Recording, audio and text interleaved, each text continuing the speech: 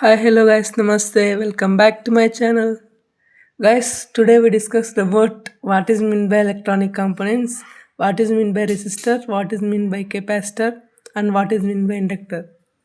Okay, guys, first of all, మనం electronic components అంటే ఏంటో చూసుకుందాం.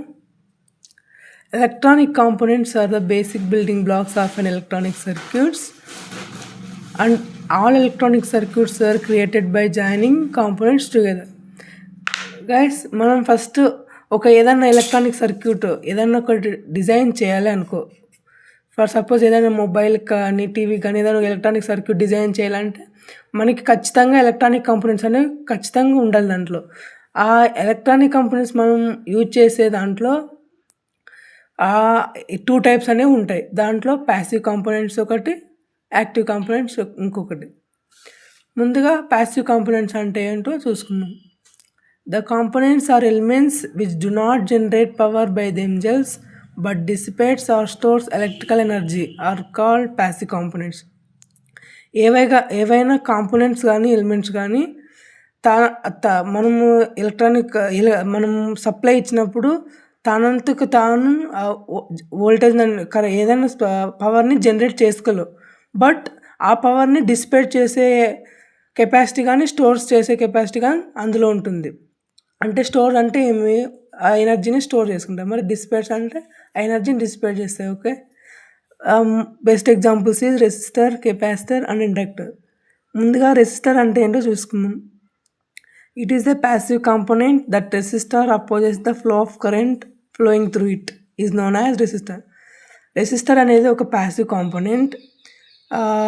ఇది మనము ఒక రెసిస్టర్కి మనం సప్లై ఇచ్చినాము కరెంట్ ఇచ్చినప్పుడు ఈ కరెంట్ దాంట్లో ఫ్లో అయ్యి మనకి ఏదైనా ఇక్కడ ఈ రెసిస్టర్ సర్క్యూట్లో ఇంకోటి ఏదన్నా కాంపోనెంట్ కనెక్ట్ చేసాము అనుకో, ఒక బల్బ్ కానీ ఏదైనా, దీనికి 15 volts కావాలి. మనం ఇచ్చినది 17 volts ఇచ్చినాం.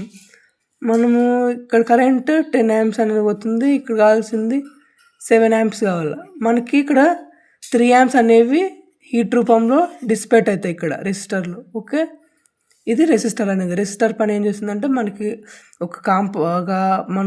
మనం పెట్టిండే ఇది ఏంటి, ఈ ఎలిమెంట్ ఎంత కావాలో సప్లై అంతే ఇస్తుంది రెసిస్టర్ అనేది. Okay, next symbol of resistor అనేది ఇది. ఓకే, మనం సర్క్యూట్లో ఏదైనా ఒక సర్క్యూట్లో సింబల్ అనేది ఇలా చూపిస్తాం. Next SI units of resistor అనేది ఓమ్స్, అండ్ సర్క్యూట్లో చూపించేదేమో సింబల్ ఆర్. ఓకే, ఇప్పుడు ఇండక్టర్ అంటే ఏంటో చూసుకుందాం. An inductor is a passive electronic component that stores energy in a magnetic field when an electric current flows through it. ఒక inductor అనేది ఒక ప్యాసివ్ కాంపోనెంట్. తనంతకు తాను పవర్ అనేది జనరేట్ చేయలేదు, బట్ ఎనర్జీ మనం ఇచ్చిన ఎనర్జీని స్టోర్ చేసుకోగలదు. అంటే ఏంటి, మనం సప్లై కరెంట్ ఇచ్చినప్పుడు ఈ సప్లై అనేది ఈ ఇండక్టర్లో పోతుంది, ఇలా పోతుంది. పోతున్నప్పుడు ఇక్కడ అనేది ఎనర్జీ అనేది ఫస్ట్ స్టోర్ అవుతుంది ఇక్కడ. ఓకే, ఈ ఇండక్టర్లో మనం ఇచ్చిన ఈ కాయిల్లో స్టోర్ అవుతుంది. ఏ విధంగా స్టోర్ అవుతుందంటే మ్యాగ్నెటిక్ ఫీల్డ్ రూపంలో. ఇలా మ్యాగ్నెటిక్ ఫీల్డ్ రూపంలో ఈ ఇండక్టర్ అనేది ఎనర్జీని స్టోర్ చేసుకుంటుంది. ఈ ఎనర్జీ స్టోర్ చేసుకున్న తర్వాతనే ఇక్కడ సప్లై అనేది నెక్స్ట్ ఫ్లో అవుతుంది. ఓకే, ఇదే ఇండక్టర్ పనిచేస్తుంది. ఈ ఇండక్టర్ అనేది ఎనర్జీని స్టోర్ చేసుకుంటుంది. ఏ రూపంలో, మ్యాగ్నెటిక్ ఫీల్డ్ రూపంలో ఎలక్ట్రిక్ కరెంట్ అనేది స్టోర్ చేసుకుంటుంది. Okay, next symbol of inductor symbol of inductor అంటే ఇదే. ఓకే, ఈ ఇండక్టర్ అనేది ఎల్ అక్షరంతో చూపిస్తాం సర్క్యూట్స్లో. Okay, SI units of inductor అనేది henries. Okay, what is mean by capacitor? A capacitor is a device consisting of 2 conducting plates separated by dielectric material which stores electrical energy in the form of electric field. Capacitor అనేది కూడా same అలానే electrical energy అనేది store చేసుకుంటుంది.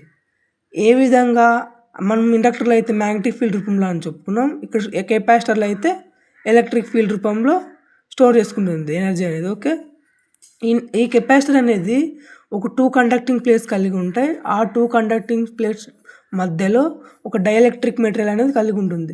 ఈ dielectric material అనేది ఎనర్జీని store చేసుకుంటుంది. Okay, ఇదే కెపాసిటర్ యొక్క ఫంక్షన్.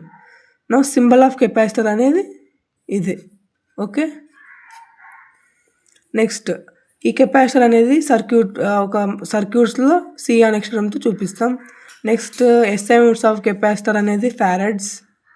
ఓకే, ఇది గైస్ ప్యాసివ్ కాంపోనెంట్స్ యొక్క story. Now we are going to what is mean by active components. Active components అంటే ఏం లేదు, ప్యాసివ్ కాంపోనెంట్స్కి ఫుల్ ఆపోజిట్.